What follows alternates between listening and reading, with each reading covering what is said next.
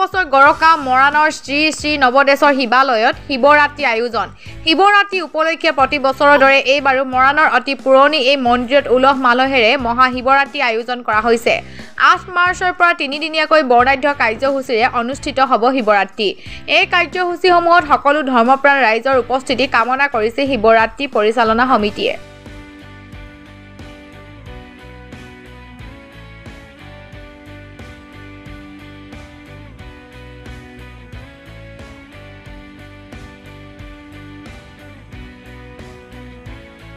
প্ৰথমে আমি আপোনালোকৰ সংবাদ মাধ্যমৰ যোগেদি মৰাণৰ অতি পুৰণি শিৱ মন্দিৰ ১০০ বছৰ অধিক কাল গৰকা এই শিৱ মন্দিৰ ২০২৪ বৰ্ষৰ শিৱৰাত্ৰি আয়োজন কৰা হৈছে।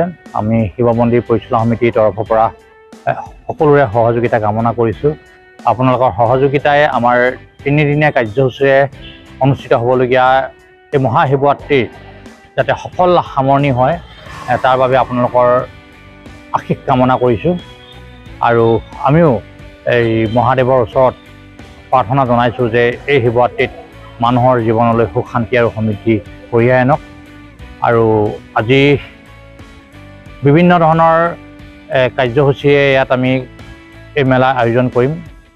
অহাকালিৰ পৰা আৰম্ভ হ'ব, অহা ৮ তাৰিখৰ পৰা। আৰু লগতে আমাৰ যি ব্ৰহ্মকুমাৰী বিশ্ববিদ্যালয় আছে ৮৮তম শিৱৰ জয়ন্তী জন্মদিৱসৰ উপলক্ষে বিভিন্ন ধৰণৰ তেওঁলোকে শিৱৰ এই মহাদেৱৰ বিষয়ে তেওঁলোকে ইয়াত প্ৰদৰ্শন কৰিব অহাকালি ৰাতিপুৱা ৮ বজাৰ পৰা।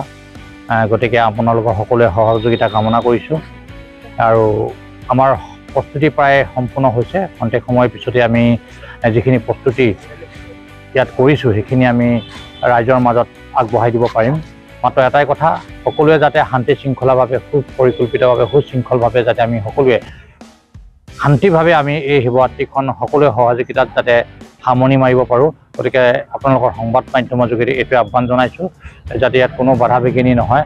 আৰু লগতে আমি ১০০ বছৰ অধিক পুৰণা গৰকা এই শিৱ মন্দিৰৰ ওচৰত আমি বন্তি জ্বলাই শ্ৰীচৰণত সেৱা প্ৰণিপাত জনাইছোঁ যে প্ৰতিজন মানুহৰ জীৱনলৈ যাতে সুখ শান্তি সমৃদ্ধি কৰি আহে, এইটো আমি কামনা কৰিছোঁ।